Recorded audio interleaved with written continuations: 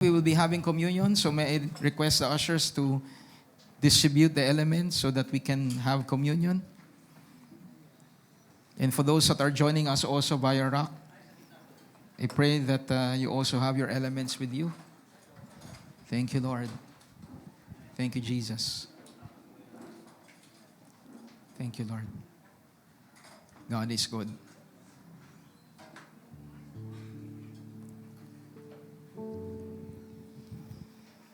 For those who are joining us for the first time, what we're having right now is communion.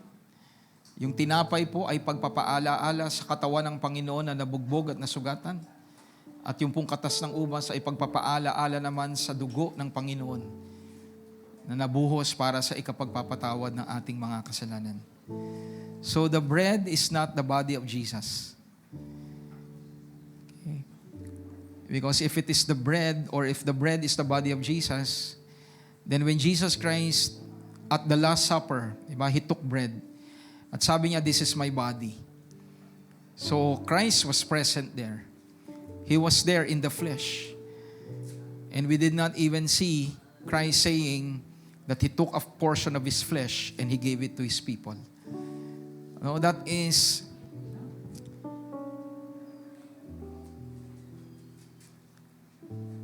God through Christ reminding us that whoever believes in Him, whoever trusts in Him, the Lord Jesus Christ, His entire being, anyone who acknowledges Him will be part of His body. At tayo bilang mga nanalig sa Panginoon, as we partake of the bread, we are reminded that we are blessed because of the body of Jesus. This is not the literal bread or the literal body. This is a reminder, okay, of the blood, of the body of Jesus Christ that was subjected to punishment. Hindi dahil sa kanyang kasalanan, kundi sa kasalanan ng bawat isa sa atin. At klaro sa salita ng Diyos, sa pamamagitan ng kanyang mga latay, tayo ay kanyang pinagaling. So what is left of us is to trust in Him completely. To fully trust in Him. Rely on Him. Na sa pamamagitan ng kanyang paghihirap, ikaw at ako, ay binigyan niya ng pagkakataon na makalaya sa karamdaman. So let us pray. Father, we give you glory and we give you praise as we partake of the bread. We are reminded of your body. Na kung papaano ang tinapay sa araw na ito ay pinagpira-piraso at naiabot sa amin. Ganon din po ang pinagdaanan ng inyong katawan na ito po ay nasubject, Panginoon, sa paghihirap. It was literally broken for us, that who would believe in you will no longer need to remain sick, but by trusting in you, sa pamamagitan ng pananalig at pagtitiwala sa inyo, dumaloy ang kalusugan sa bawat isa. So salamat, Panginoon, sa katapatan po ninyo sa bawat isa.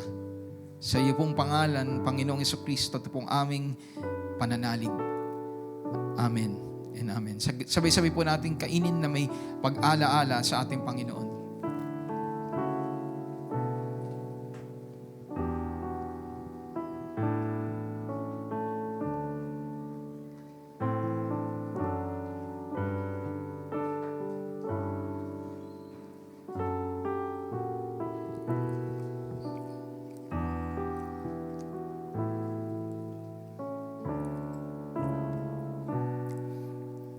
Even as we partake from the cup, aming inaala-ala ang iyong dugo na nabuhos, na ang iyong salita'y nagpapahayag na ang buhay ay nasa dugo. Kaya sa amin pong pag-inom, amin pong inaala-ala na sa pagbuhos po ninyo ng iyong dugo, ay binuhos po ninyo ang buhay po ninyo para sa amin. That anyone who trusts in you, Lord God, is totally forgiven from all of their sins. Kami binayaran ng husto sa lahat ng aming mga kasalanan.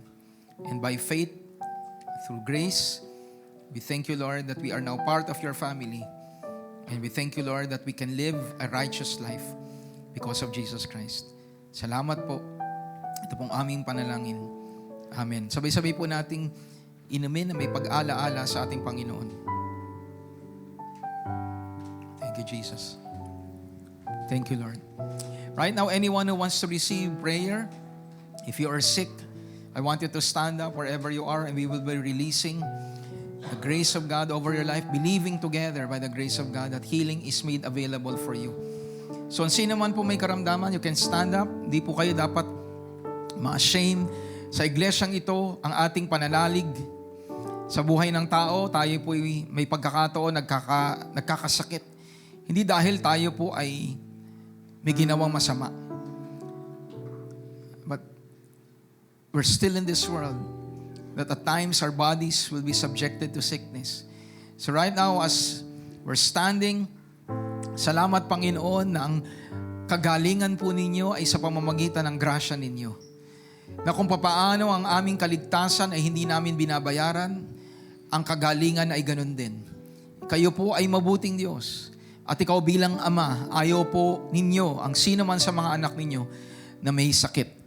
So sa mga oras na ito, sa biyaya po ninyo, Panginoon, dumalo yung kagalingan. Can you just place your hand over your part of your body na may karamdaman? Dantay po ninyo ang inyong kamay sa inyong katawan, and as we declare together, Father, as your people are placing their hand over the portion of their body that requires healing, we're doing it, Lord God, in faith. And we're believing that the work of Jesus Christ is so powerful that it can reverse any curse of sickness and disease. So right now, in the mighty name of Jesus, heal your people and manifest, Lord God, in their bodies, in our bodies, Lord God, the healing power, the resurrection power of the Lord Jesus Christ. And if there is any influence of the enemy, we rebuke it now in the mighty name of Jesus.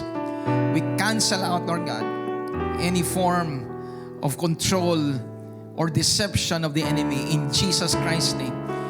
Oh, and Jesus Christ is our great healer. So thank you, Lord, from the crown of the heads of your people to the soles of their feet. Dumadaloy, Panginoon, ang kagalingan at kalusugan na tangi ikaw lamang, Panginoon, na may kakayahang magkaloob. So we bless you and we honor you. We are restored completely in Jesus Christ's name. Amen and amen. Can we give the Lord a clap offering of praise? Hallelujah. Thank you, Jesus.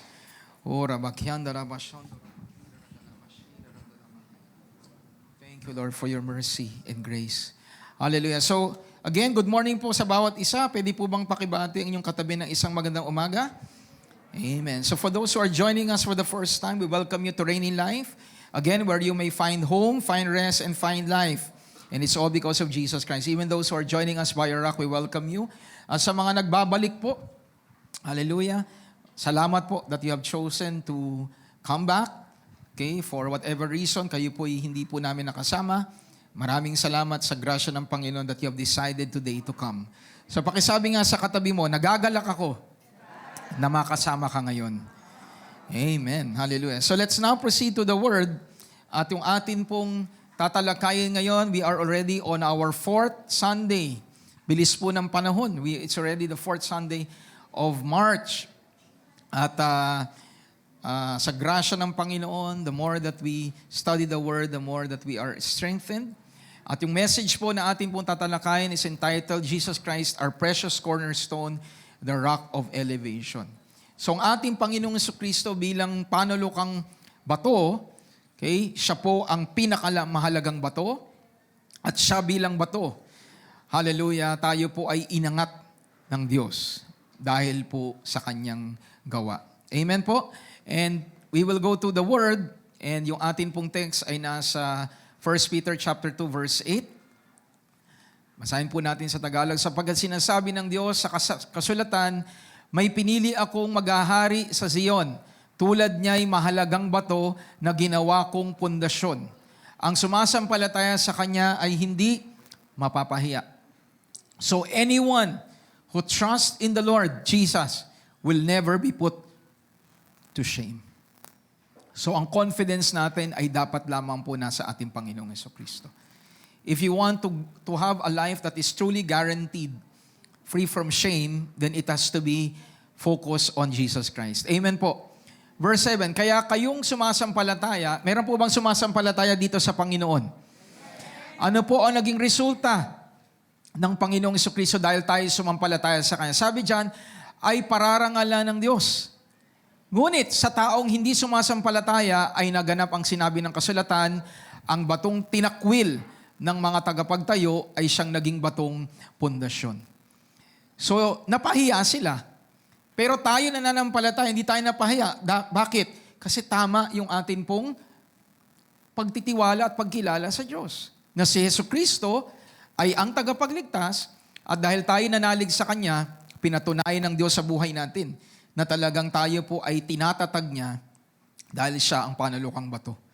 Pero yung mga nag-reject sa Kanya na po sabi, tinakwil siya ng mga taong hindi nanalig sa Kanya at ang sabi diyan, na-miss out nila po yung biyaya ng Panginoong Jesucristo bilang batong pundasyon. So ano man pong uri ng pagtatayo, kung wala po ang Panginoong Jesucristo sa pundasyon, guguho. Okay? At tayo, again, na nagtiwala, hindi tayo napahiya. Tama nga ang ating pinanaligan. Amen po?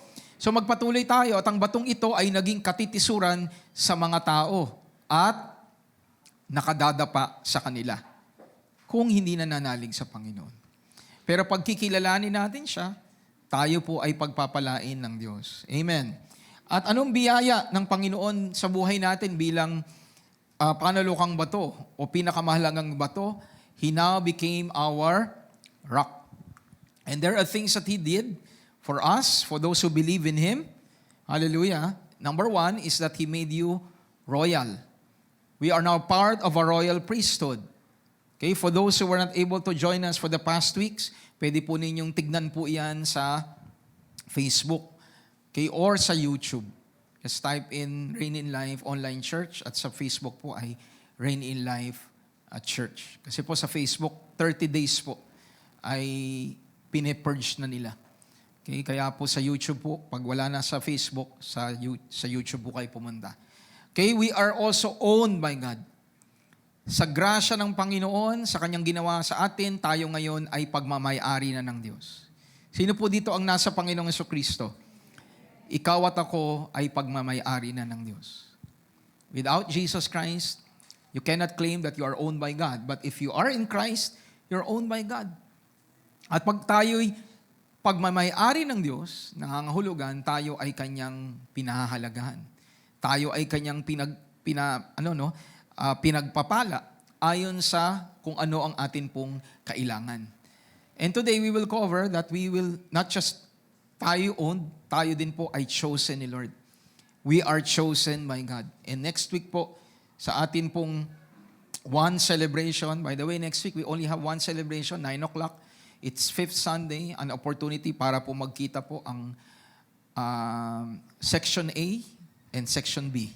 Diba? Iisa lang po gawain. So ano lang po yan, 4 times a year lang naman po nangyayari yan. And of course, yung mga special events natin, just like Mother's Day, Father's Day, we opt to have one celebration para po magkakakilala pa rin po ang iglesia. Amen po? So, let's now proceed, okay, sa basis kung bakit po tayo tunay na in-elevate ni Lord. Again, ang sabi dyan, you are a chosen generation, a royal priesthood, a holy nation, His own special people, that you may proclaim the praises of Him who called you out of darkness into His marvelous light. Who once were not a people, but are now the people of God, who had not obtained mercy, but now have obtained mercy.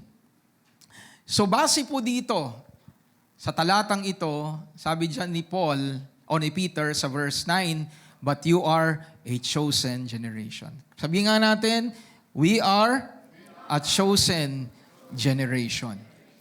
Okay, and why are we chosen?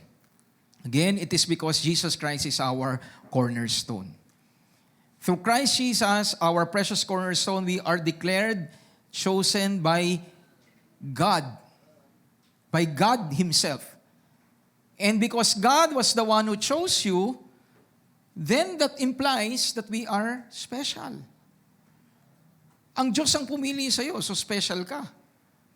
Can you hear an amen?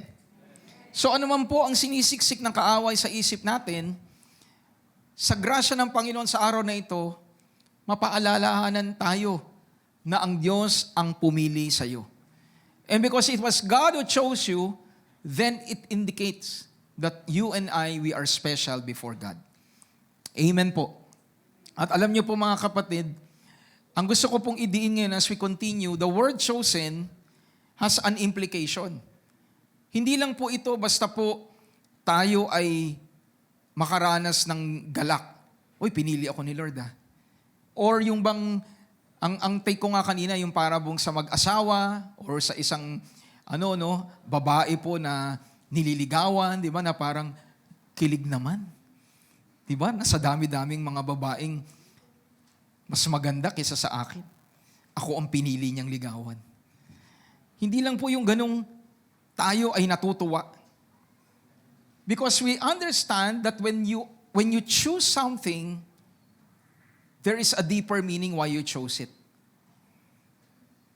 At sabi ng Panginoon, through Peter, God has chosen you. And you are now part of a generation. At gusto ko pong idiin, ang sabi doon, chosen generation, not just a chosen individual. So yung pagpili ng Diyos sa atin, hindi ito hiwalay sa ibang tao. Ito po ay may kinalaman at may kaugnayan sa mga kapwa natin mananampalataya. Are you hearing what I am trying to explain? No, hindi lang po ito sa personal level. Kung hindi ang klaro, sabi ni Peter, you are part of a chosen generation. At ano po ba ang generation? Generation, oftentimes when we hear that, implies a season of time. So when we say God has chosen a generation, it means that in a particular season of time, itong mga taong ito, magkakaiba man ang kanilang pinanggalingan, pero pinag-isa sila ng Diyos sa isang makapangyarihang layunin. Yun ang ibig sabihin ng chosen. Hindi lamang po basta tayo ay, yun nga, matuwa na tayo'y pinili ng Diyos. Of course, hindi natin to dinidisregard. Pero ang nais ng Panginoon, lumalim yung ating pagkaintindi pag sinabing ang Diyos ang pumili sa atin. And during that time, binasa natin, ano po ang sabi ni Peter? Once you were not a people, but now you are the people of God. Before you did not have mercy, but now you have obtained mercy. So klaro po mismo sa sinabi ng Panginoon through Peter na yung pagiging chosen ay kalupunan ng tao. Kaya pakisabi nga sa katabi mo, kung ikaw ay nasa Panginoong Hesus, ikaw ay bahagi ng piniling bayan, henerasyon ng Diyos. Hallelujah. I pray that we will not miss this. Sadly po kasi sa atin, although again, we need to just be careful na hindi tayo nalulustruck sa connection natin sa work ni God. Because sadly, sa panahon natin, Christianity has become to be so individualistic. That it is for our personal consumption. That is not the intent of God. Nung siya'y nandito, ang Panginoong Jesucristo, when He started His earthly ministry, ang unang-unin niyang ginawa po, He called 12.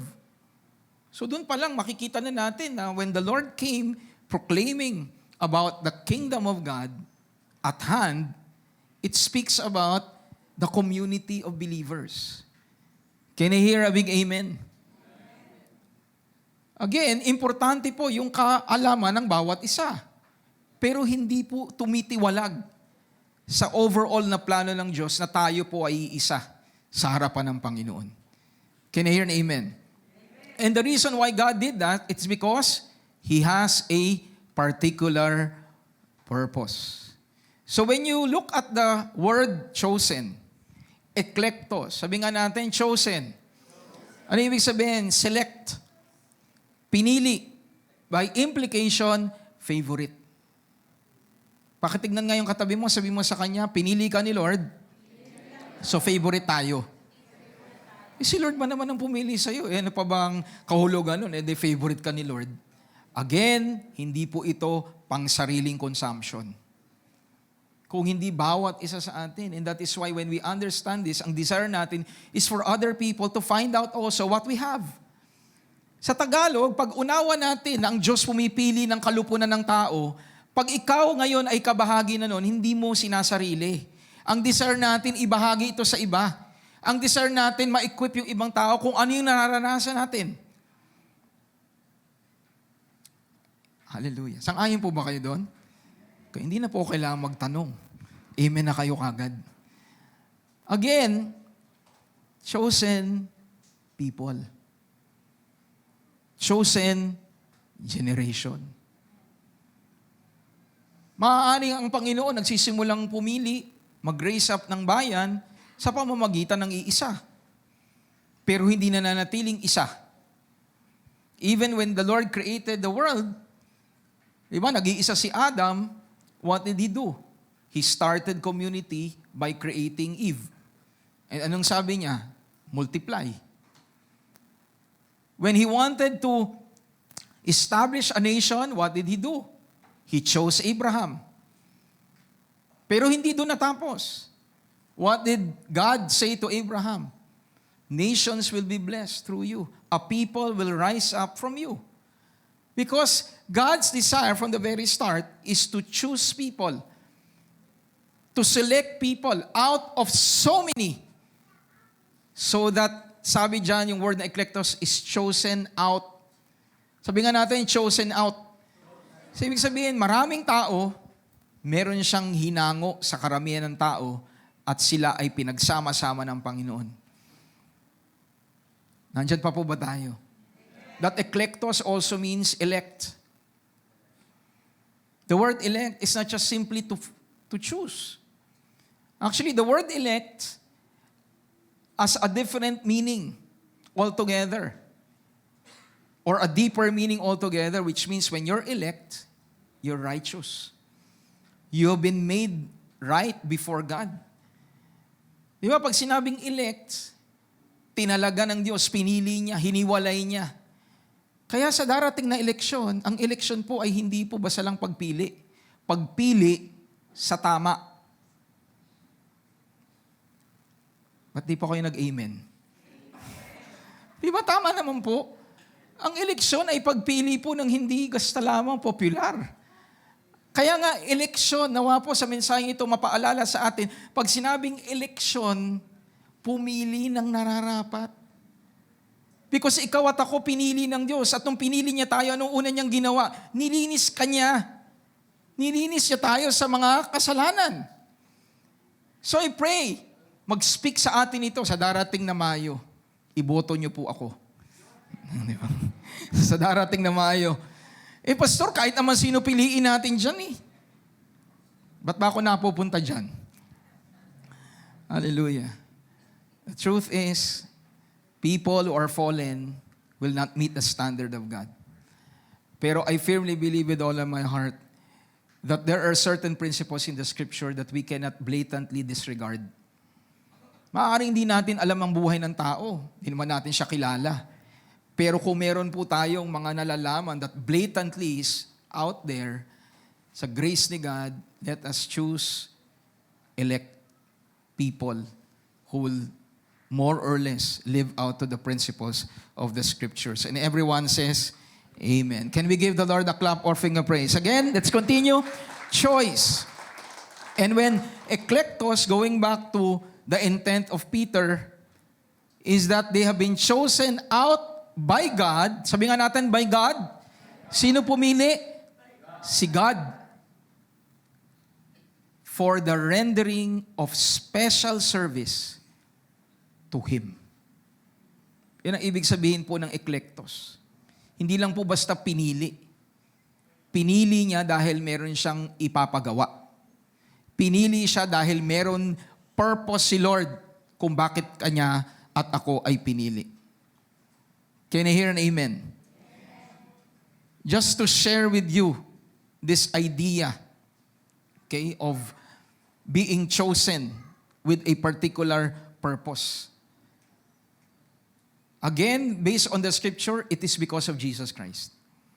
Kaya tayo kabahagi ng piniling bayan, piniling henerasyon dahil tayo'y nanalig sa Panginoong Hesukristo. Hindi dahil sa ating special ability, kundi dahil po sa ating pananalig sa ating Panginoong Hesukristo. Amen. So in Christ Jesus, those that God chose, He chose them with a purpose in mind, which we can discover and eventually embrace so that we can live for God. In-emphasize ni Pastor Mel, may purpose si Lord, i-discover natin. Tuklasin natin ito. At hindi lamang matapos na matuklas, kung hindi yakapin at ipamuhay. Sabi nga natin, alamin, tuklasin, at ipamuhay. Kasi maraming mga Kristiyano, pag tinanong mo, ano purpose ni Lord? Masasagot. Pero pag finalo up na tanong mo, ginagawa mo ba? Yun nga eh. There's a difference between knowing the purpose and living according to the purpose. Alam niyo po, napakahalaga po ng pagpili. And generally speaking, pag tayo pumipili ng mga mahalaga, sigurado po pinag-iisipan natin kung bakit natin pipiliin ang isang bagay. Let me give you an example. Kotse, sasakyan, vehicle. Bago ka bumili ng sasakyan, titiyakin mo muna kung anong purpose, kung bakit ka bibili ng sasakyan. Tama po ba si Pastor Mel? Kung gusto mo, mapamilya mo, kagaya ng puntilon, di ba? Naging pagmarami sa pamilya, puntilon ng isip eh. No, pag dumating yung pagkakataon, they will be blessed, di ba? Kagaya nga sina Janelle nang bumili sila ng sasakyan. Hindi lang po basta sedan. Kasi kahit papaano, meron pong sasakay na iba. So you want a vehicle that can accommodate more people. Tama ba? So you determine first the purpose and then you buy. Aattend ka ng kasal. Aalamin mo kung ano yung circumstance sa kasal. At normally pag kasal, hindi ka bibili ng t-shirt. Diba? Pag kasal, semi-formal. Diba? At pag sinabi pang formal, hindi mo ipipilit. Napapasok ka doon na nakasando ka. You will dress accordingly. Sa bahay, pag bibili ka ng bahay, magpapatayo ka ng bahay, may purpose. Hindi ka lang basta uupa. I-determine mo, pag dito ba ako magtitira, maapektuhan ba yung layo ko sa church? Yun yung unang-una. Hindi po yung una yung trabaho. Di ba? Unang-una, pagpipili kayo ng bahay, yung malapit sa church. Ano po, lalo na po for servants. Look for a place with proximity sa church. Hindi yung lalayo ka. Tapos sasabihin natin, kaya hindi ako nakaka-attend, pastor, kasi malayo na kayo eh. Una-una, sino pumili dyan? Ikaw. So believe that God can bring you to a place that will not be apart or distant from the church where you are planted. And everyone says, Amen. Pastor, malayo na kami. Ano gagawin namin? So mag-pray ka kay Lord, bigyan ka ng kotse. So i-prioritize mo pa rin yun. Hallelujah. May mga kapatid tayo, sina Kuya Mario, malayo. Pero nandito po sila. Palakpakan naman ho natin si Lord sa buhay nila. So why am I saying this? Sa tao, pag tayo merong pinipili, binibili, dinedetermine muna na yung purpose. Kung sa tao ganun, si Lord ganun din. Nung pinili ka niya, may purpose siya. Bakit ka niya pinili? May purpose siya, bakit ka dito sa church na to, hindi sa ibang church. May reason siya why you're here now. God is the God of purpose. And God wants you to discover it and embrace it so that you can live according to His purpose. And everyone says, Amen. And because God has a purpose, what He did in choosing you and me, He did it personally. See, God chose us in Christ and He did it personally. At ano ang pruweba na tayo po ay personal na pinili ni Lord? Hindi kanya pinapili. O hindi niya tayo inacquire sa pamamagitan ng iba. Personal niyang ginawa na ikaw at ako'y pinili niya. Kung sa grocery pwede kang magpabili, di ba? Bilan mo nga ako ng Coke sa tindahan. Bilan mo nga ako ng chichirya. Tapos meron tayong mga instance na, anong gusto mo? Bahala ka na. Sa chichirya po pwede yon. Sa bakery pwede yon. Pero kay Lord, nung pinili ka niya, pinersonal ka niya. Sabi mo nga sa katabi mo, pinersonal ka ni Lord nung pinili ka niya. Why do I say that God personally chose you? Because His actions prove that He did it in a personal level. At anong mga aksyon na ginawa niya? Si Jesus Christ ang binigay niya. Sino ba si Jesus Christ? Diba? He is God who became flesh. So nung ibigay niya si Yesu Cristo para sa at sa akin, what more can we ask? As proof. Yun po ay personal na ginawa ng Diyos. Siya mismo ang bumaba. Amen po. At nawa maunawaan natin to. Na kung ang Diyos ay nagpapahalaga ng pinili niya tayo, pahalagahan din natin ang pagpili ng Diyos sa atin. Huwag po nating mamaliitin o babaliwalain na ang Diyos ang pumili sa bawat isa sa atin. Palakpakan ho natin ang ating Panginoon. As I was sharing those words, I was reminded of Moses. Sa kainis na ni Lord sa bayan ng Israel, sabi niya, sige, dahil ako'y tapat sa pangako, dadaling ko kayo sa lupang pangako. Pinag-uusapan lang namin kanina ni Pia kung aatin na si G. Sabi ko, hindi pa atin si G. Si Carl lang ang pinapa-atin natin kasi tapos na yung paternity leave niya. Tapos nandiyan na pala si G. Praise God. Amen. Welcome, G. And Joseph. Na ruro sa iba. Sabi ng iba, yo-yo na lang. Oh, hallelujah. So going back, when Moses spoke to God at sabi ni Lord, tapat ako, dadaling ko kayo sa lupang pangako, pero hindi na ako gagawa. Magpapadala lang ako ng angel. Ano po sabi ni Moses? Mas mainam magstay na lang kami dito kaysa po ipadala nyo kami na iba kasama. For Moses, he understood God's personal protection for them. Moses understood that when God does something personal, God ensures, and that reflects na mahalaga yung mga tao, yung bayan, na ang Diyos mismo ang nangangalaga.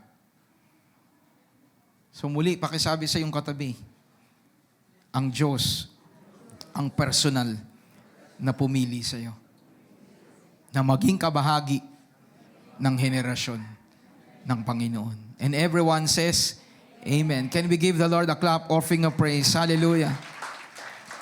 So the question is, sino ang basis ng pagpili ng Diyos sa atin? Jesus Christ. Sabi po sa verse 4, coming to Him, to a living stone.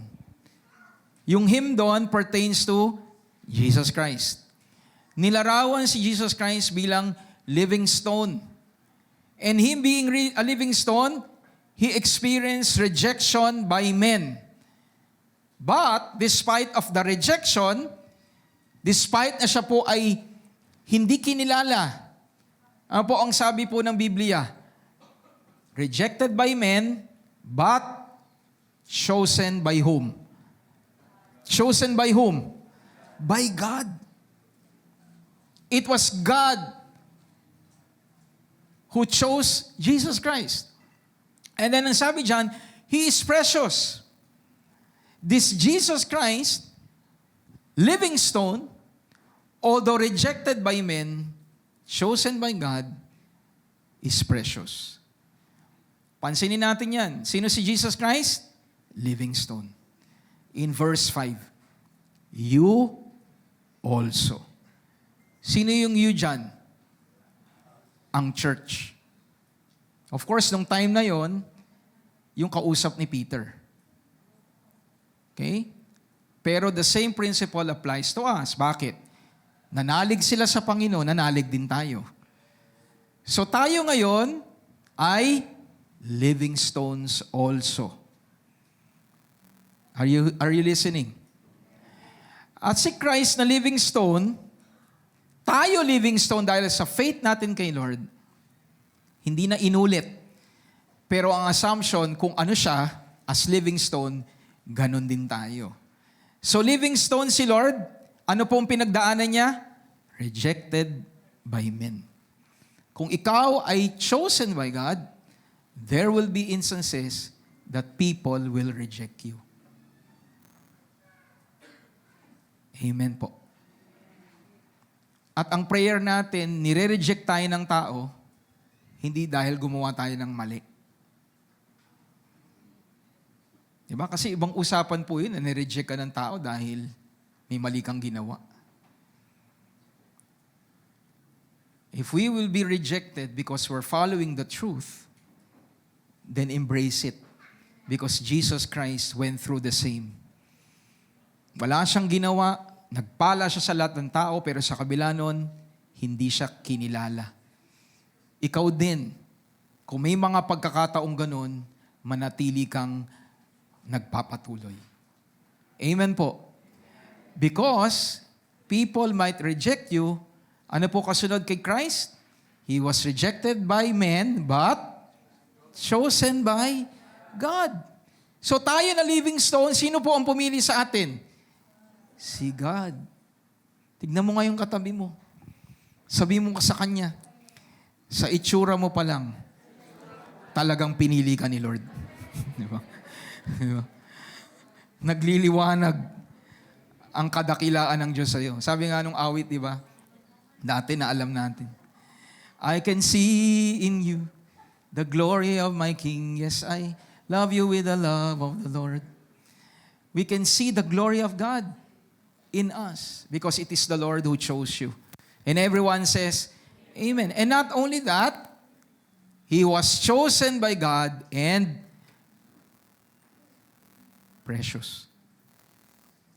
Sino po dito ang living stones?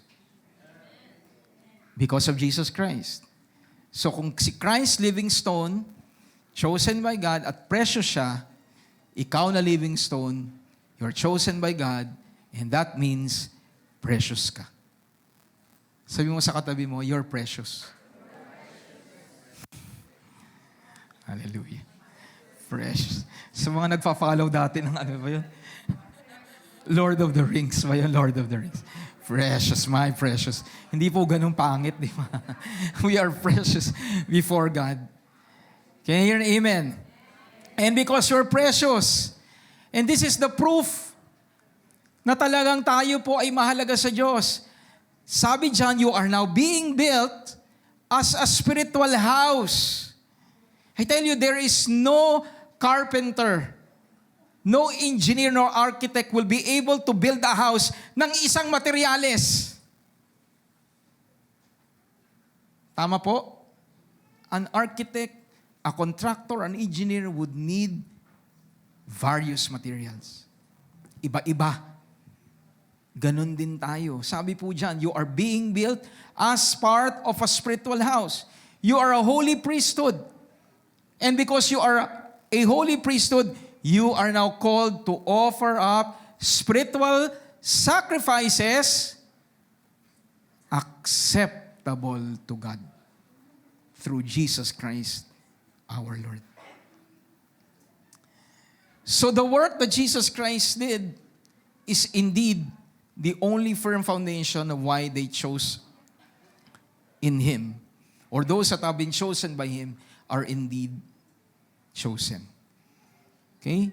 He's the only foundation of why those in Him are indeed chosen. Meaning, kaya tayo po nakatitiyak na pinili tayo dahil kay Kristo Jesus.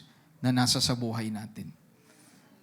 At dahil tayo'y pinili niya, sabi natin kanina, merong purpose. And how we live our lives now is a reflection that God truly chose you. Ano po mga kapatid, whether we like it or not, how something is used is a reflection of the one who owns it. Tama po ba si Pastor? I know I'm right. Kung papaano mo ginagamit ang isang bagay, maglalarawan yan kung kung ano ang ugali, kung ano personality na nagmamay-ari. Di ba, pag ang isang sasakyan ay sa'yo, sisinupin mo. Hallelujah.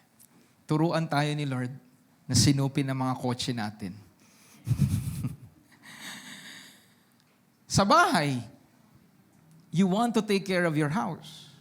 Pag may papasok na bisita, ano ginagawa natin? Tinatago yung mga dumi. Di ba? Nilalagay sa kwarto para hindi makita. Because we want to reflect to other people that we are valuing our homes. So again, if that applies to us as individuals, God guarantees that because you are owned by God, you are chosen by God, He will do what is necessary to reflect who He is. At kung papaanong tayo po, sinabi ni Pastor kanina, we were personally chosen by God. Personal kanyang pinili. Kabahagi ng marami. Pahalagahan po natin ang pagpili ng Diyos sa atin. Can we give the Lord a clap offering of praise? And we are called by God, sabi doon, because we're living stones, we are chosen by God and now we can offer acceptable sacrifices to Him for His glory. Sabi nga natin, acceptable sacrifices to God for His glory. Hindi lang po basta mag-offer. Mag-offer ng acceptable. Again, when the Lord chose you, He valued you. And we can embrace that truth sa buhay natin. And binabanggit ni Pastor Mel, tayo'y kabahagi ng kalupunan. Sabi nga natin muli, being chosen, you're part of a generation. For those who are sa mga SMVPs po, di ba? Yung atin pong devotional today. If you have read it, but if you haven't, you can read it later. Sa Book of Numbers po, very clear po ang sinabi ng Panginoon. Regarding po sin. May two types, unintentional, intentional. Sin that is done unintentionally, sabi doon ni Lord, the congregation will offer an offering in behalf of that one who sinned intentionally. Instruction yun ni Lord. Merong isang Israelite, may ginawang hindi tama. Yung congregation would have to offer something for that person who did something unintentionally. Which tells us, mga kapatid, na ang mga ginagawa natin ay hindi lamang nakakaapekto sa iyo. You are part of God's people. The choices that you do no longer just affect you. It affects God's people. Can you hear a big amen? Kaya po yung mindset ng iba na, wala naman akong inaagrabyadong iba. Kung Kristiyano ka, maiintindihan mo na ang ginagawa mo, hindi lamang makakaapekto sa iyo. Makakaapekto yan sa iglesyang kinabibilangan mo. Pangalawa, sabi po doon, if you sin, remember, I'm discussing the old covenant. Sabi doon, when you do, an Israelite does something intentional, ang sabi ni Lord, that person would have to be cut off. Pag unintentional, may remedy, offering. Pag intentional, ihiwalay. Bakit? Ang sabi doon ni Lord, because that person did a reproach, not just to the people, that person did a reproach to my name. Ang Diyos na mismo, ang nagsasabing, nilalagay niyo ako sa alanganin sa pamamagitan ng ginawa ng isang tao na alam niya ng mali. Nandyan pa po ba tayo? Pastor, ba't pa natin pinag-uusapan ng lumang tipan? Lumang tipan nga yun. Bagong tipan na tayo. You go to the old to realize and understand why Jesus Christ needed to be given for you. When you go to the Old Testament, marirealize natin na ganito pala ang tingin ni Lord. That your choices in life no longer just affect you. Your choices in life affects the church. In your family, your choice will not just affect you. Your choice will affect your family. Andyan pa po ba tayo? And if you're a believer, you're a Christian, you're part of God's people, your choice not just only affect God's people, it affects how God is viewed in your life. Think about it. You're proclaiming you're a Christian, you're proclaiming you're a believer, and you're living in sin. Nandyan pa po ba tayo? Nandyan pa po ba kayo?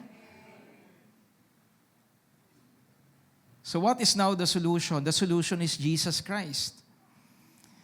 Na ma-realize natin na gano'n yung gravity ng tingin ng Diyos sa kasalanan sa lumang tipan. Pero meron pong solusyon sa atin ngayon. As long as you're breathing, I have a reason to praise, and praise the Lord. So kung nakikinig ka ngayon and you know in yourself that there is something not right with you before God, people, others may not know it, but God knows it. You have a solution to be free from that. And His name is Jesus Christ. Pinili ka ni Lord. Pinahalagaan ka niya. Pahalagahan natin ang pagpili niya sa atin. And everyone shouts, Amen. Can we give the Lord a clap offering of praise? Hallelujah. And the proof that you're indeed chosen by God, again, is you can offer to God acceptable sacrifices. Sabihin nga natin, acceptable. The word acceptable is euprosdektos. Not just acceptable in a sense na ang pagkaintindi natin, di ba? Pag sinabi acceptable, pasado na, pwede na. Yung 75, pasado na. Di ba?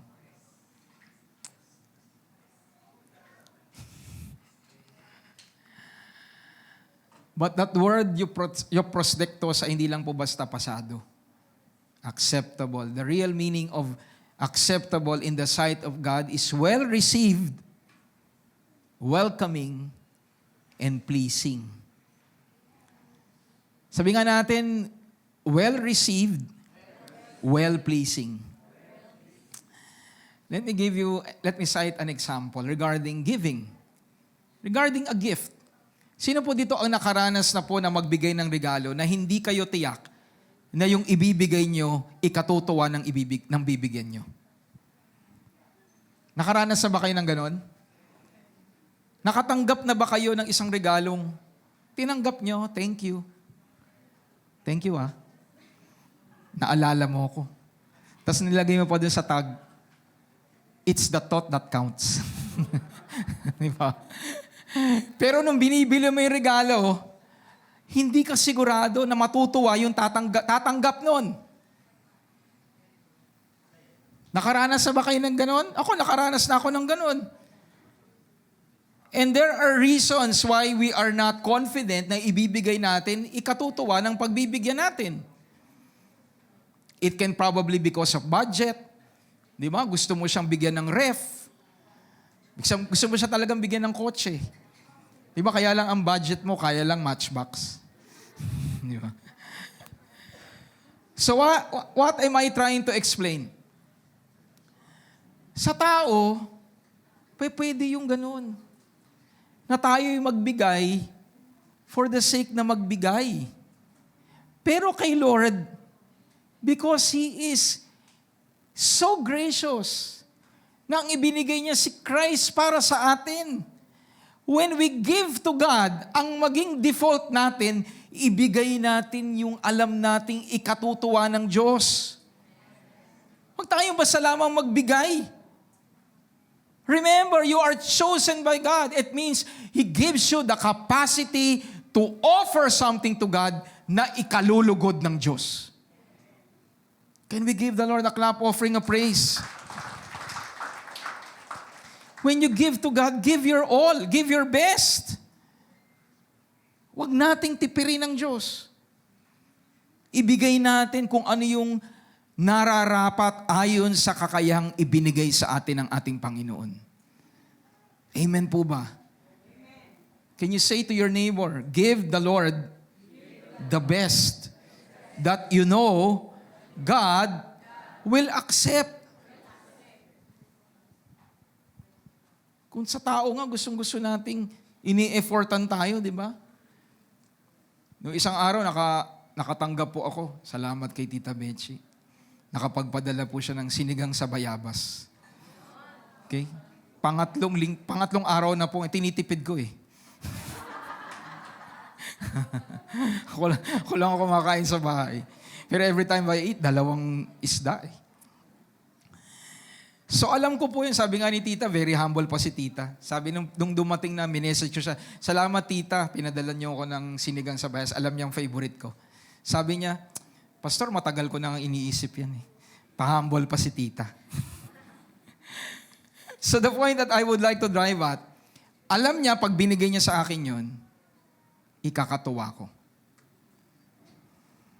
Ikaw at ako, naniniwala akong binigyan ka ng Panginoon ng kakayahan para ma-discern mo kung ang ibibigay mo kay Lord, ikakatuwa niya. And everyone says, Amen. Can we give the Lord a clap offering of praise? Hallelujah. So pakisabi sa katabi mo, wag lang basta magbigay. Wag lamang basta mag-offer kay Lord. Give what is well-pleasing. Di ba yung pag nagbigay ka, sa tao, pag nagbigay ka ng regalo, yung pag binuksan pa lang niya, wow! Di ba? Ganun ang gusto nating regalo. Yung pag tinanggap mo, talaga namang pagkatanggap mo, di ba? You are so overwhelmed. Wow, naisip mo to?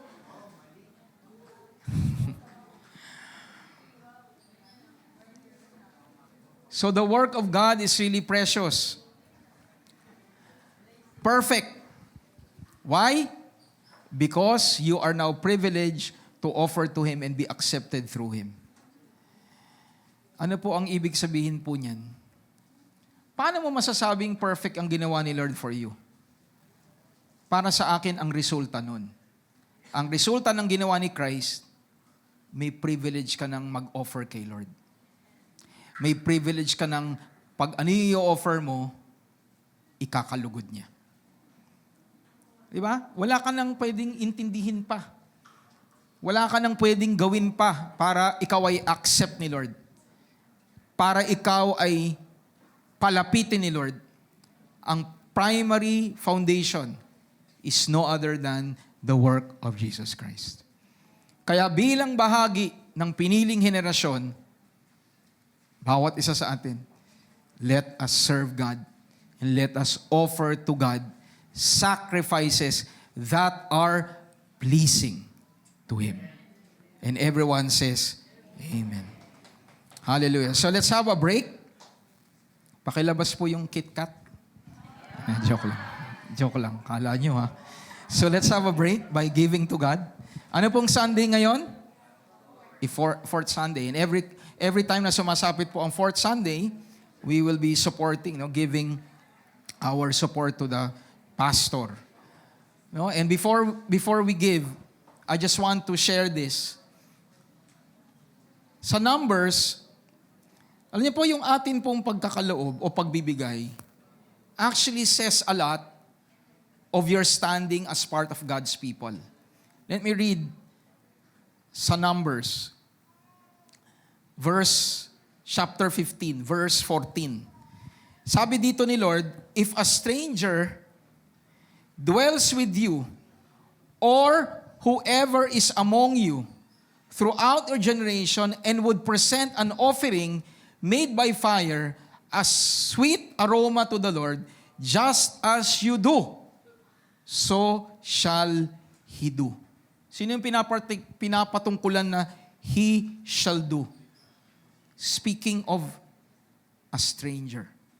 Sabi nga natin, stranger. Sabi ni Lord, pag merong isang alien, foreigner, na nagsabi na gusto kong maging kabahagi ng bayan ng Diyos, ang sabi ni Lord, yung foreigner na yon, yung alien na yon, yung stranger na yon, would have to offer the same offering of that of a regular Jew. So kahit na hindi siya Israelite, pero pinili niyang panampalatayanan ang Diyos ng Israel, ang sabi ni Lord, mag-a-apply na ngayon yung offering na ginagawa ng isang regular Jew. Nakakasunod po ba tayo? Bakit? Kasi yung offering ng regular Jew should now be the same as the offering of a foreigner. Because they will now be part of one people. So hindi po iba. So which tells us, ng offering natin ay naglalarawan kung tayo ay bahagi ng bayan ng Diyos. Nandyan pa po ba tayo? So our offering is more than you give for the sake of giving. It has a deeper meaning to it. It's like a coin. Di ba sa coin, meron pong two sides. There's two sides of the coin. At ngayon, naiintindihan natin, more than nagbigay ka para pagpalain ka, and at the end of the day, mga kapatid, hindi tayo makakapagbigay kung wala tayong tinanggap kay Lord. You are now blessed. Di ba ang sabi ng Lord, you are now part of a royal priesthood that you can offer to God acceptable sacrifices. So bakit niya tayo in the first place gagawing bahagi ng kalupunan ng mga pare kung hindi siya magsusupply ng mga bagay na iahandog din natin sa Kanya? You need to start believing that you as a child of God, part of God's people, your offering now reflects that you truly believe that you are part of God's kingdom. Amen po. At sa 2 Corinthians po, binabanggit po doon. And I was reminded, I was reading this last night. Sabi doon ni Paul, when we give sparingly, you will also reap sparingly. When you reap bountifully, you will also reap bountifully. And the Lord opened my heart. Nang sparingly po at bountifully ay hindi lang may kinalaman sa value. Ang ibig sabihin po ng sparingly and bountifully is how you give it. Kahit na magbigay pa tayo ng 1,000,000, ang totoo, tatanggapin po yan ng church. Hindi po niya dadamahin, nung binigay ba niya itong 1,000,000 na to, nakangiti kaya siya? The church will just simply accept that. Amen po. Pero the Lord knows how you gave that. If you gave that grudgingly, kahit na malaki pa yung amount, it is still sowing sparingly. Pero kahit na maliit yan, pero alam mo yun ang kakayahang ibinigay ng Diyos sa'yo, and you're giving it with generosity, you are sowing bountifully.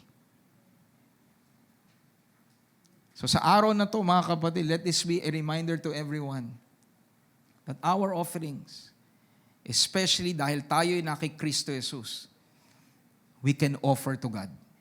And when we offer to God, let us offer to Him the best that we can give God. Let us pray. Father, we give you glory and we give you praise. We give you honor, Lord, through our offerings. In the Old Testament, ang katotohanan, walang taong makakalapit sa inyo pag wala pong ibinigay. Sa bagong tipan, nawa po, maunawaan po namin that we are not under law, but we are under and remain to be under the spirit of the law. And that is love. Sa grasya ninyo, sa pag-ibig na iyong inilagay sa amin, na nag-uumapaw kahit na sa gitna ng aming mga kahinaan at pagkukulang, sa oportunidad na binibigay niyo sa amin na kami po'y magkaloob, sumuporta, let our heart and emotion always be, we are excited to give. We are ready to give. We are speedy to give. We prepare when we give. So we thank you and we honor you today. In Jesus Christ's mighty name, amen and amen. So let us give to the Lord with a cheerful heart. Hallelujah. And let us honor Him with our possessions. Thank you po. So paalala po sa atin, next week, as mention kanina, ilan po gawain natin next week? Isa lang po. Anong oras? 9 o'clock. Okay? And also, we would like to remind everyone, next week po, Friday, is the start of IMS. Palakpakan naman po natin si Lord. So, International Mission School is starting po next week. In-adjust na po ang oras para po sa mga may trabaho po. Okay? You can still catch up. Okay? 3 o'clock na po ng hapon ang simula. At ito po ay magko-cover po ng 3 sessions po hanggang gabi. Okay? So, register now. At kanina po, while I was preparing, supposedly po, part ng calendar natin po is mayroon tayong camp meeting sa Holy Week. Pero dahil po sa mga kaganapan, no, and there's no more real time for us to promote it, okay, ang atin pong naging direction is to do our camp meeting po, cost-wise po, mas mainam po in August. So para po mas makapaghanda tayong lahat. So, ibig sabihin po nun, wala tayong camp meeting po ng April.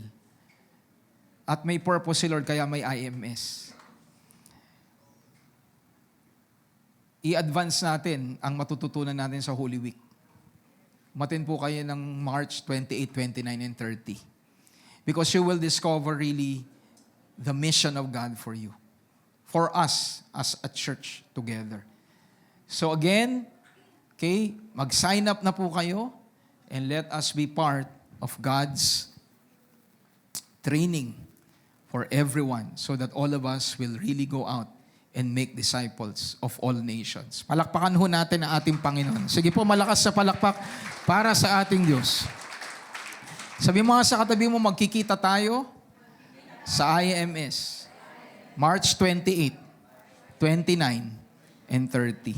Yung 30 po sa hapon naman po yun. Huwag po kayong mag-alala. May gawain po pa rin tayo. Okay? Sa umaga. So let us now proceed sa atin pong second part. 12 o'clock na po. Let's speed things up. So sabi natin kanina, tayo po ay privileged now that we can offer to God and we can offer to Him things that can be accepted by God. So as we continue, gusto ko pong diin, sino ba tayo ngayon at dati? Why can we now come to God and offer to Him things that are acceptable? Sabi dyan, sa Tagalog na natin basahin, noong una, itinuring kayong mga patay ng Diyos dahil sa mga pagsuway ninyo sa mga kasalanan at mga kasalanan. Namuhay kayong gaya ng mga taong makamundo. Tignan mo nga yung katabi mo. Mukhang makamundo pa ba siya? Pastor, hindi na. Nabawasan na. Joke lang. Diba? Sabi dyan, kayo'y namuhay, kagaya ng mga tao dating makamundo. Sakop kayo noon. Sabi nga natin, noon. Noon yun. Gaya ng mga taong makamundo, sakop kayo noon ng kapangyarihan nino? Kapangyarihan nino? Ni Satanas. Tignan mo nga yung katabi mo. Nung tayo'y wala pa kay Kristo, tayo'y nasa ilalim ng kapangyarihan mismo ni Satanas. Ang hari ng mga espiritong naghahari sa mundo at siya rin ang espiritong kumikilos sa puso ng mga taong ayaw sumunod sa Diyos. Sino po ang nag-i-influence sa isang taong ayaw sumunod kay Lord? Si Satanas. Kaya kung tayo mga Kristiyano, ang desire natin sundin ng Diyos. Dahil wala na tayo sa kapangyarihan ni Satanas. Can you hear an amen? Tanong mo yung katabi mo, excited ka bang sumunod kay Lord? Ano sagot niya? Amen. So kung ang excitement na yan ay nasa iyo, nangangahulugan ang kapangyarihan ni Satanas, wala na sa iyo. Gusto mo sundin ang kalooban ng Panginoon. Dati, namuhay din tayong katulad nila. Namuhay tayong ayon sa pagnanasa ng laman at sinunod natin ang masasamang hilig ng katawan at pag-iisip. Sa kalagayan nating iyon, kasama rin sana nila tayo na nararapat parusahan ng Diyos. Sino po ang aamin na ganito tayo dati? Ako lang. Sino niniwala na ganun ka dati? Mahirap mang lunukin, pero sa mata ng Diyos, tayo po'y nasa kapangyarihan ni Satanas. Tayo'y nasa dilim. Sinusunod natin yung gusto ng laman. Ginugusto natin kung ano yung nais lang natin. At tayo ay kasama sa parurusahan ng Diyos. Dati. Pero dahil kay Kristo, tayo ay hindi na yan. Sabi mo nga sa katabi mo, hindi ka na yan. Sige, yung may paniniwala. Yung may pagtitiwala sa Panginoon. Sabi mo sa kanya, hindi ka na yan. Bakit? Sa Tagalog, hindi po masyadong malinaw eh. Pero sa English, I would like to emphasize in verse 1. Sabi dyan, and you, He made alive. Sino dito yung mga buhay? Dahil sa Panginoong Jesucristo. Dahil tayo'y mga buhay sa Panginoong Jesucristo, lahat ng pangit dyan, hindi na tayo yan. Can you hear a big amen? You are alive because of God. And when we study ito pong text na to, indeed through Jesus Christ, who made us alive, He gave us another opportunity in life. God gave us another lease in life. Tama ba yun, lease? Si Chiki nag-edit. Ang una ko pong nilagay, leash eh. O mali lang yung pagkaka-recall ko. Whether be lease or leash. Yung leash kasi, di ba, parang tali. Binigyan ka ng panibagong tali ng buhay. Dahil kay Kristo Jesus. Nasa dulo ka na. Paikot-ikot ka. Walang liwanag, walang kapayapaan. Pero when the Lord Jesus Christ gave you life, He gave you another opportunity to live for the glory of God. Sino makaka-relate? Ako na lang ulit. Sino makaka-relate? Nang kumilala ka sa Panginoon, nabigyan ka ng panibagong pag-asa. Nabigyan ka ng panibagong chapter ng buhay mo. Kanina po, when I was there worshiping, sa mga libro po, normally sa mga novels or stories, may mga chapters. Sabi nga natin chapters. Ituring mo yung mga evil na ginagawa mo dati, chapter 1 o chapter 2 ng buhay mo. Tapos na yung chapter 1. Tapos na yung chapter 2. Huwag ka nang bumalik doon. Dahil binigyan ka ni Lord ng panibagong chapter ng buhay mo. mabuhay ng matuwid na nakalulugod sa ating Diyos. And everyone says, Amen. Can we give the Lord a clap offering of praise? Kaya pag ang kaaway, pilit kang binabalik sa dati mong buhay, sabi mo sa kanya, tapos na yung chapter na yan ng buhay ko. Amen. Pastor, paano mo masasabing tapos na yung chapter na yun? Yung ginagawa ko dati, ginagawa ko na naman ngayon. Kung dati ikaw ay, di ba, nasa mga, ano bang magandang example? Laklak ng laklak. Di ba? Ganda naman example mo, Pastor. Di ba? Dati ikaw ay laging nasa inuman. Pinalaya ka nun ni Lord doon. You are no longer a son of the devil. You're no longer son of darkness. Christ's life is now in you. Amen. So kung ikaw ay hinahatak ng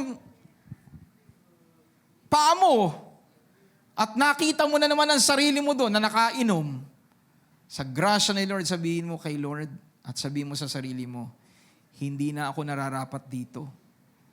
Hindi ako dapat nandito sa ganitong lugar.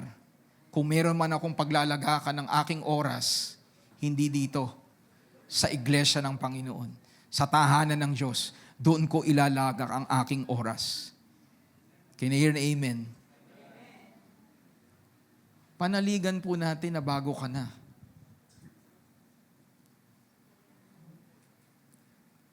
You see, by Christ Jesus, you can now live for Him and you are free from sin and darkness.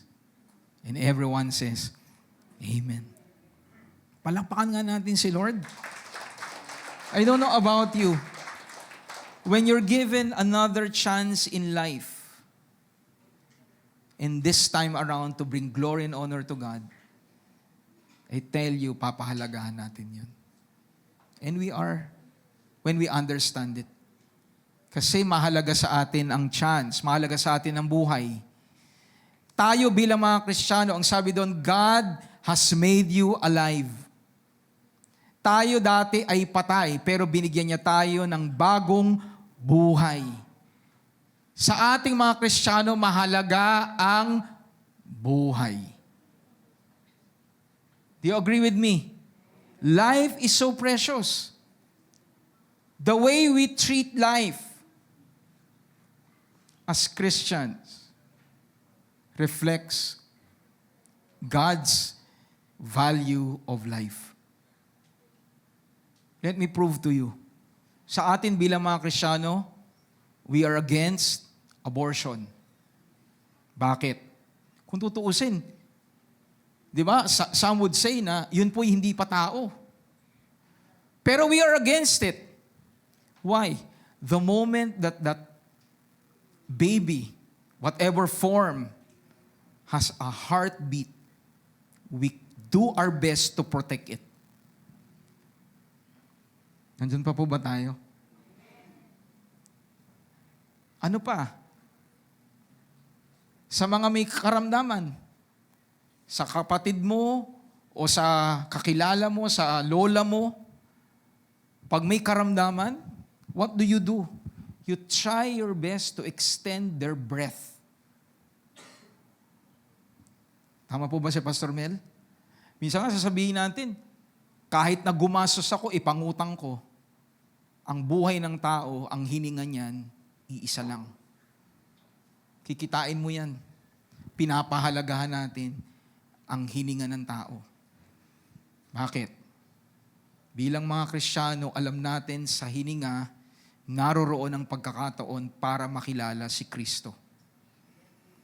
Pag meron kang kakilalang kamag-anak mo, mahalaga sa'yo, at alam mong hindi pa kumikilala kay Lord, naniniwala ko ang unang-una mong prayer, Lord, wag mo muna siyang kukunin. Wag malagutan ng hininga. Bakit? Gusto mo, kahit nasa huling pagkakataon, ma-share mo si Jesus Christ. Andiyan pa po ba tayo?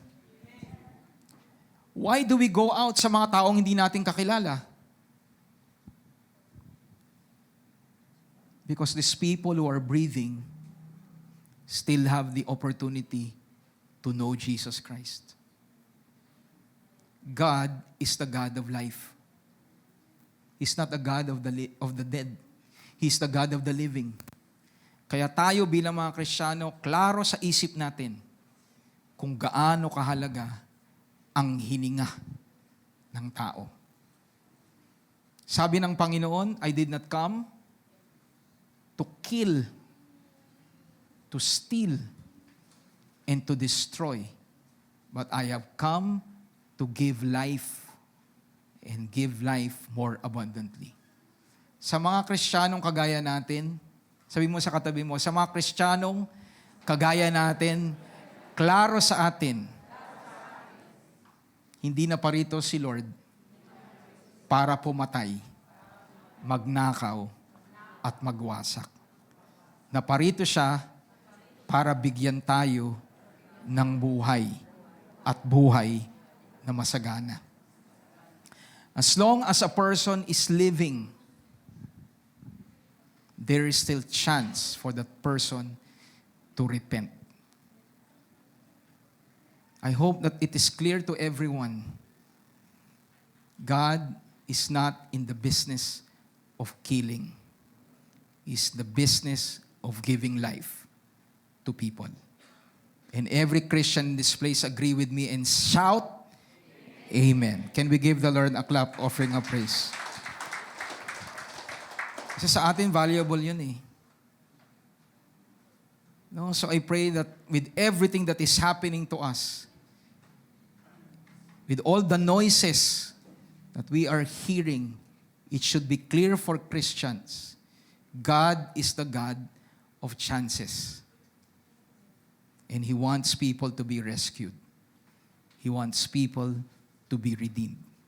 Just like every one of us. Kanina po doon sa preaching tuloy, sinare ni Rachel, napakaganda po na naging insight ni Lord sa akin. Si Peter, they went out, ng isda sila. May nakuha po ba sila? Yung una, wala silang nakuha. Pero ano sinabi ni Lord? Bumalik kayo. Alam niyo po what strike the most sa akin dun sa shinare na yon? Nang pagbalik nila ng pangalawang beses, nakaranas sila ng breakthrough. Sa buhay ng tao, sa buhay mo, nakaranas ka man ng failure, nakaranas ka man ng kabiguan, nakaranas ka man ng mga maling desisyon sa buhay mo, pag si Kristo ay pumasok sa buhay mo at binigyan ka ng pagkakataon, yung pagkakataong binibigay niya sa'yo, ay pagkakataong para makalaya sa anumang pong failure na naranasan mo sa buhay mo. I pray that you will really embrace that to heart. God is the God not just of second chances. He's the God of so many chances. As long as you're breathing, we have a reason to praise God. And everyone says, Amen. Can we give the Lord a clap offering of praise? Hallelujah.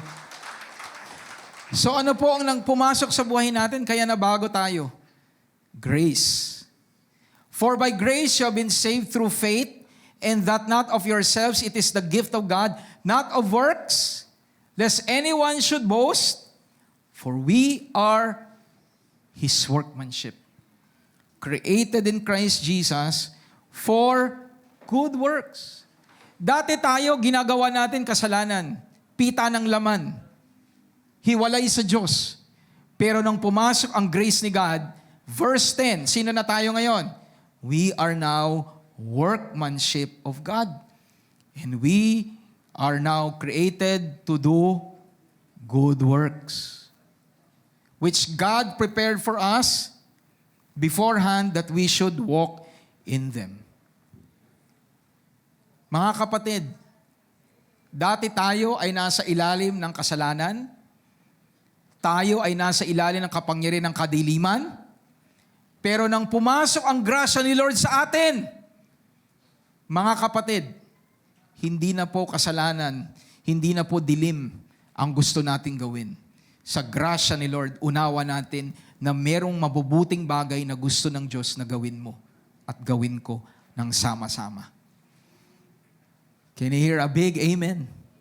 What a transformation! Agree po ba kayo? Talagang binago tayo ng Panginoon. And it is by the grace of God. It is by the grace of God.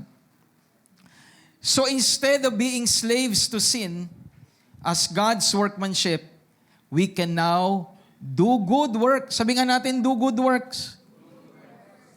By faith, through His grace.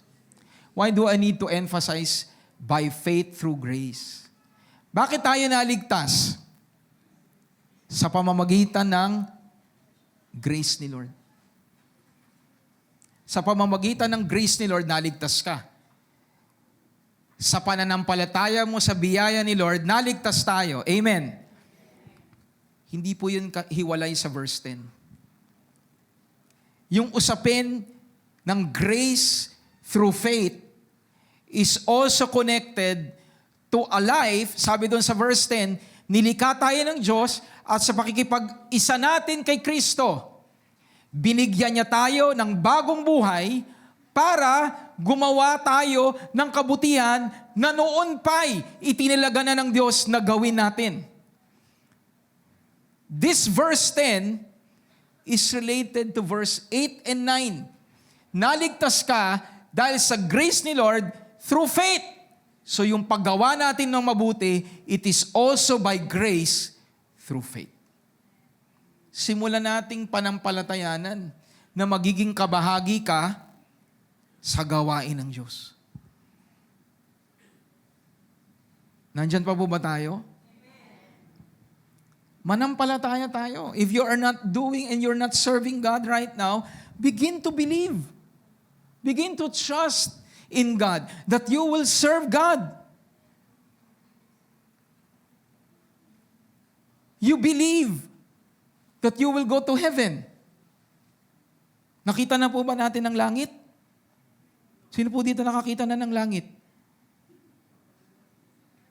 Pero nananampalatayang pupunta tayo doon. That is faith. Why? Because it is written in the Word. You believe it with all of your heart because it is part of the Word of God. So kung sinabi siya na tayo ay workmanship ni Lord, panampalatayanan mo rin. Nagnais ng Diyos sa pamamagitan mo, makagawa siya ng mabubuting bagay. So again, I'm talking to everyone here. If you are not yet serving God as part of a chosen generation, starting today, start to believe the Lord. By grace, Lord. Supply mo yung grace, Lord, because I want to serve you. Supply mo yung faith, God, so that I can really give myself to you as a pleasing sacrifice, holy and acceptable to God. Start to believe it. And everyone shouts, Amen. Because, alam niyo po, bago na po ang dapat pagkaunawa natin sa relationship natin sa kasalanan. I would like to share at this point, malapit na po ako matapos. One of our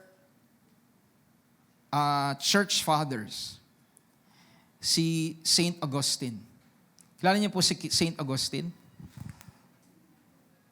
Hindi ko siya kilala, Pastor. Sige na, ituro mo na lang. Saint Augustine is one of the early church fathers. Pag sinabing early church fathers, they are more or less parang direct disciple of those that were part of the disciples of the Lord. So, yung proximity nila sa mga apostol, malapit. So, church fathers, early church fathers. Si Augustine, and for those who know Augustine, he's a theologian and he's also an apologist. Parang kagaya ng mister ko, magaling mag-apologize. Yung apologists, they are defenders of the faith. Pag may mga heresies, they will come up of the scripture to defend against wrong teachings. Yun po yung apologist. Okay? So, si Augustine, meron po siyang inilagay po o meron siyang itinuro po na yung relationship ng tao sa kasalanan. Sabi nga natin, man's relationship to sin. So, tatlo po ito. Number 1, before the fall. Sino po yung nabubuhay before the fall? Si Adam lang po at saka si Eve. So, according to Augustine, kay mga Latin words po ang ginamit, pero may translation sa English, before the fall, ito po ang relationship ng tao sa kasalanan. Posse pecare. Posse pecare, which means able to sin. So si Adam and Eve, ang posisyon nila in relation to sin is posse pecare, which means they are able to sin. They were without sin, but they can sin. And we know that they did sin. Amen po? Genesis 3. So after the fall, nadagdagan na po ang mga tao. So nabago na po yung posisyon ng tao pagdating sa kasalanan. Hindi na po posse pecare or able to sin.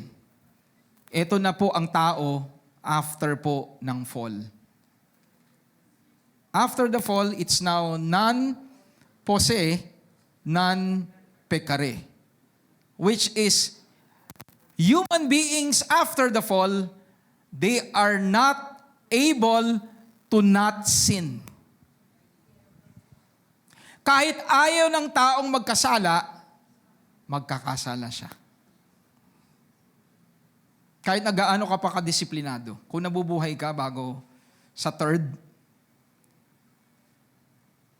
it is not human will. Kokontrolin ko. You will still end up sinning. Because your position is not able to not sin. Sino po nakaka-relate? Gusto kong bumait. Hindi ko magawa. Diba? Gusto kong bumait pero hindi ko magawa. Napaghahala tayo mga kaedad ni Pastor Mel. Hallelujah. Pero hindi po dyan natapos. Dumating si Jesus Christ. Jesus Christ is our hero. He is our Savior.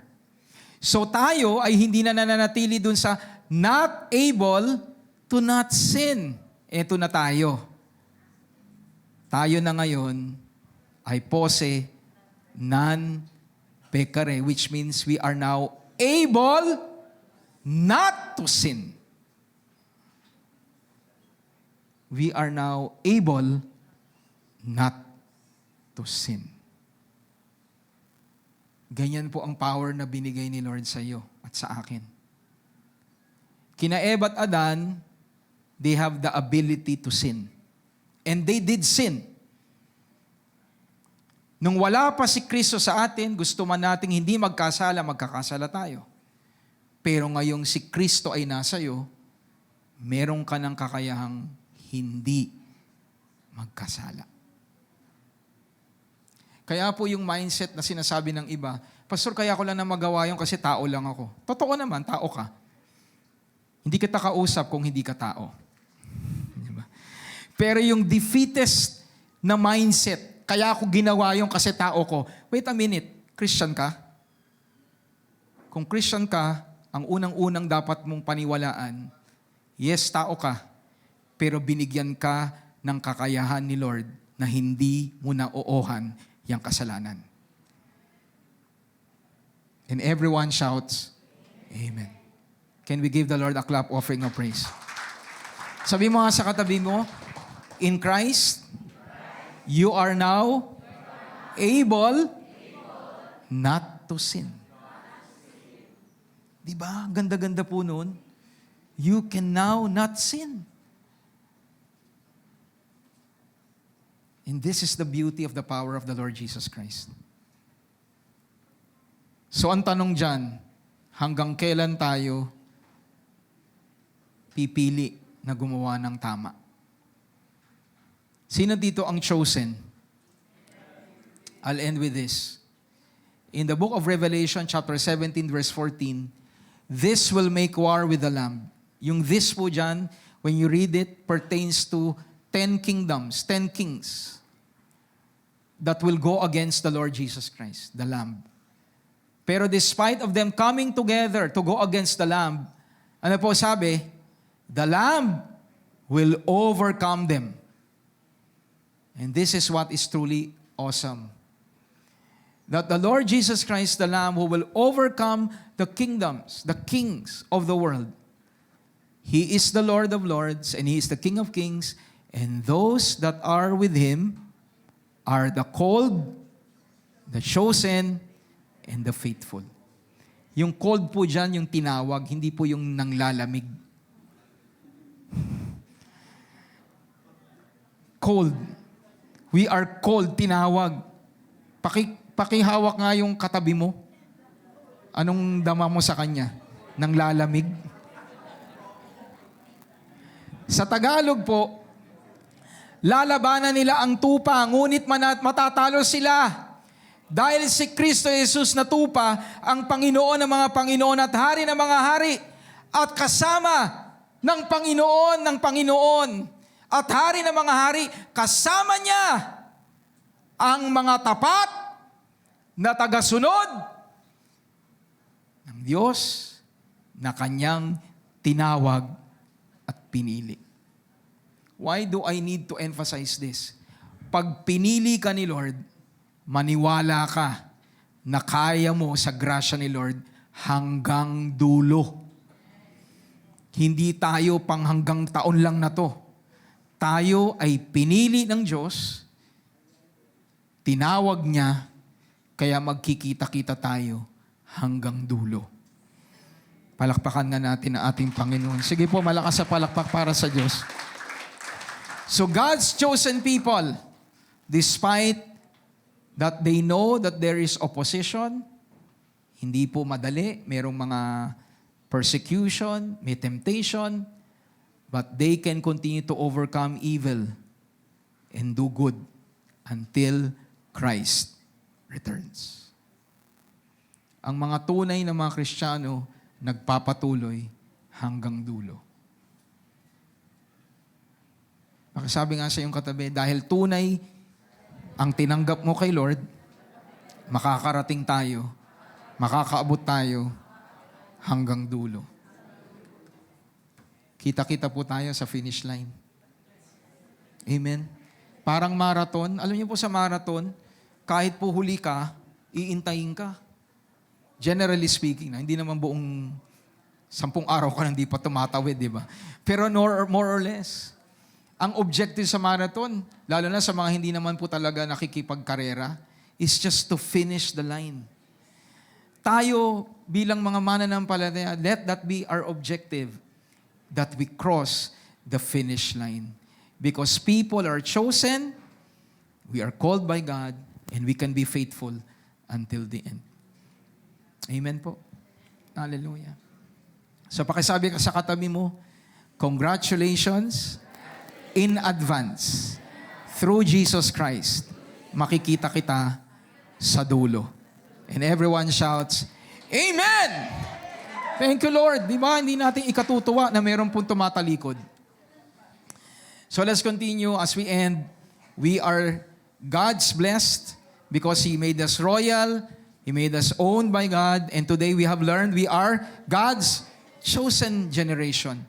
And we will find out next week that we are keen, sharp for God's kingdom. Let's all rise up.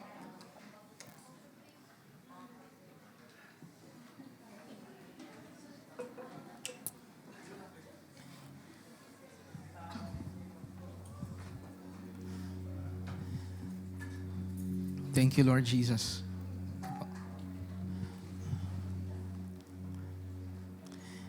So as we come to God right now, let the message really sink deep in our spirit. Hindi ko po alam kung ano po mga pinagdadaanan nyo. Hindi ko po alam kung anong sitwasyon nyo. Hindi ko po alam kung ano nangyari sa nakalipas na mga araw, linggo, buwan o kahit taon. Pero meron po nakakaalam at walang iba yan kundi ang Panginoong Jesucristo. If you're a Christian, if you know that your faith is really on Jesus Christ, no matter what you're going through now, let the message be so clear to you and to me that God chose you. You are part of a chosen generation. And let us resist any lies of the enemy. Kung ikaw ay pilit na dinalayo ng mundo sa Diyos, sa araw na ito, maging klaro sa buhay mo kung kanino ka. Maging klaro sa buhay mo, sa sarili mo, kung sino ang tumawag at pumili sa iyo. Resist the devil and he will flee. Resist the world, and the world will not have any control over you, because that is who we are already in Christ. Let's now not allow lies to remain and to propagate in our mind. Kung ikaw ay nasa Panginoon, you are now able to not sin. God is good. And as we sing this song to God, let us believe that despite of our past, the Lord Jesus, the highest King, has welcomed us. And let us worship Him today with gratitude and adoration. Thank you, Lord. Thank you, Lord Jesus.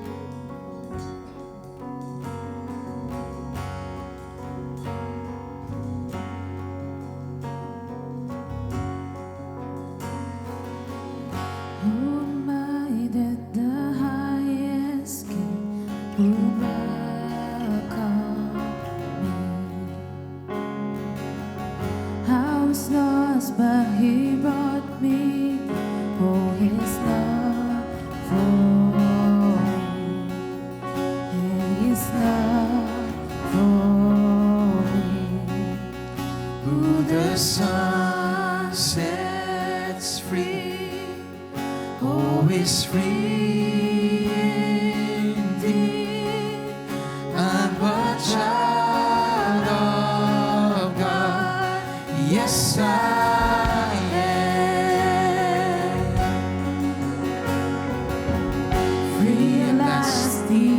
ransom. He ransomed you and me. His grace is so deep. Hallelujah. While I was a slave to sin, He died for us. Died for me. Yes, He died for me. Everyone. Who the Son sets free, oh, is free.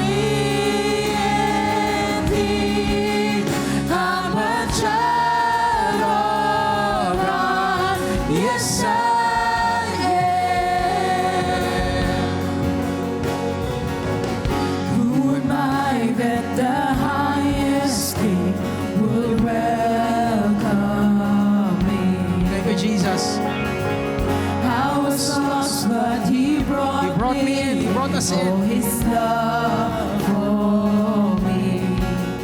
Oh, His love for me. Everyone. Who the Son sets free, oh, is free indeed. I'm a child of God. Yes, I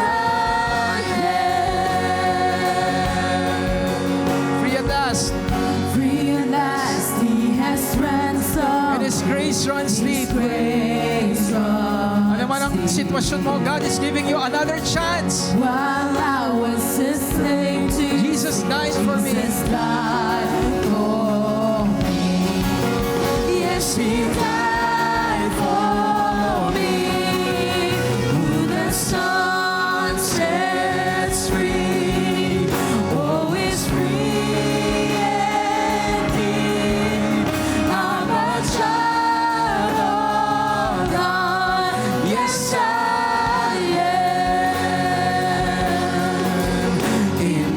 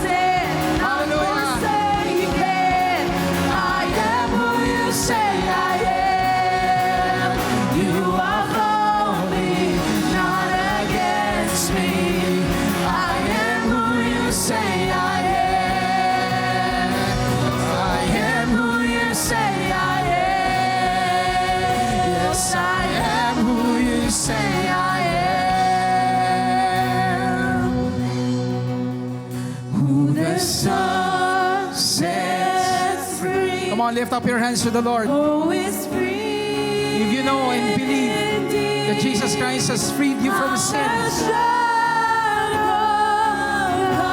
God has redeemed you from your past, and even the things that are going on right now in your life. Come on, don't be ashamed to worship God. There's a place for Your entire confidence is on Jesus. I'm a child of God. Yes, yes, I am. Hallelujah. Who the Son sets free, oh, is free indeed. I'm a child of God. Yes, I am. My Father's house. In my Father's house, there's a place for me. I'm a child of God. Yes, I am. Oh, the Son sets free. Oh, it's free indeed. I'm a child of God. Yes, I am. In my Father's house, there's a place for me. I'm a child of God. Yes, I am. I am chosen, not forsaken. I am who you say I am. You are for me, not against me. I am who you say I am. I am chosen, not forsaken. I am who you say I am. Hallelujah. You are for me, not against me. I am who you say I am. For the last time. I am chosen, not forsaken. I am who you say I am. You are for me, not against me. I am who you say I am. Oh, I am who you say I am. Yes, I am who you say I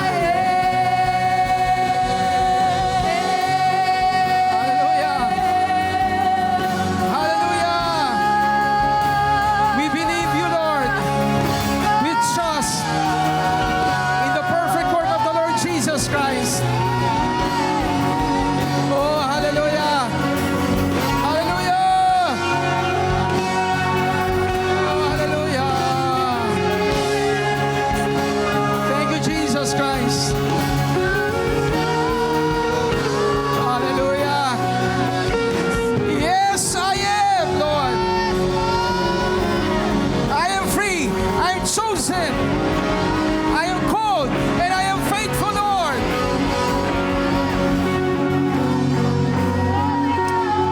Thank you, Jesus Christ. All glory and honor goes to you, Lord. We are chosen. We are called. And we are faithful.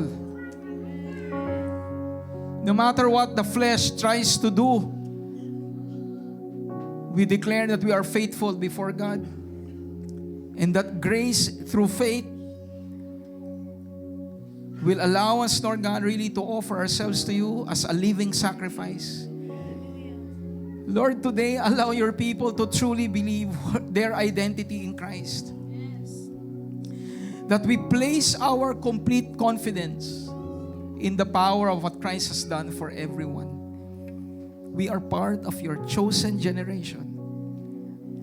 Right now, Lord, restore people back to you. Anyone who is astray, allow your people to be returned, Lord, to the fold. And may everyone realize that the one that is against us is not God. the one that is truly against God's people, it's Satan. It's the world. And so right now, we just offer to you ourselves.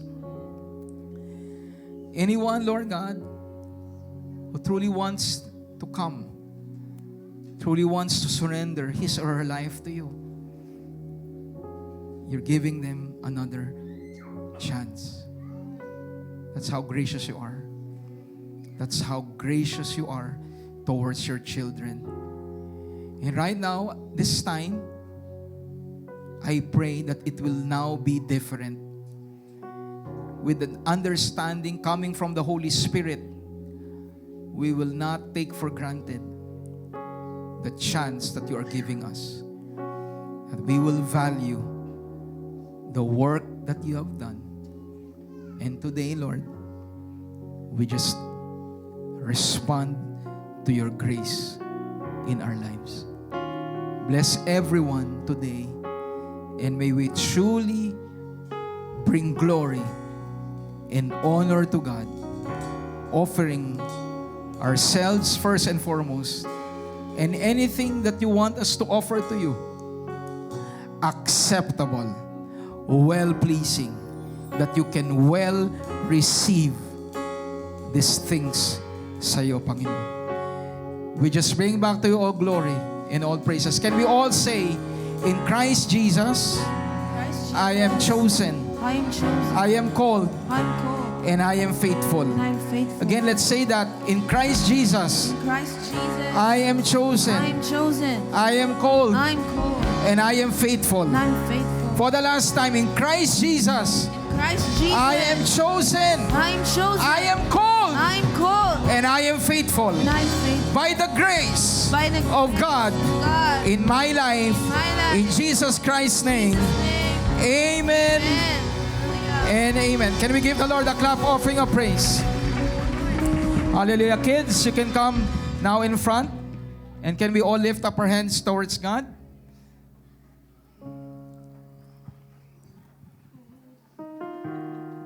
Amen. Can we all lift up our hands towards God? The Lord bless you and keep you. The Lord make His face to shine upon you and be gracious to you. The Lord lift up His countenance, His smiling face, and give you shalom, peace.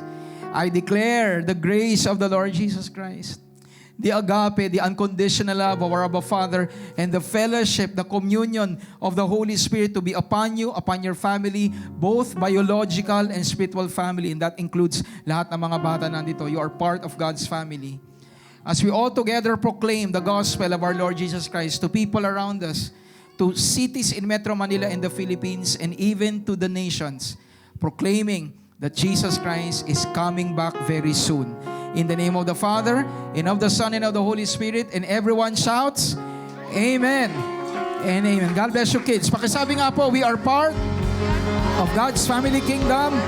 We are highly favored, greatly blessed, deeply loved, all because of our King in us, the Lord Jesus Christ. Amen and amen. So thank you so much for joining today. And for those who connected with us via Rock, remember, reign in life through Jesus Christ. We love you with the love of the Lord.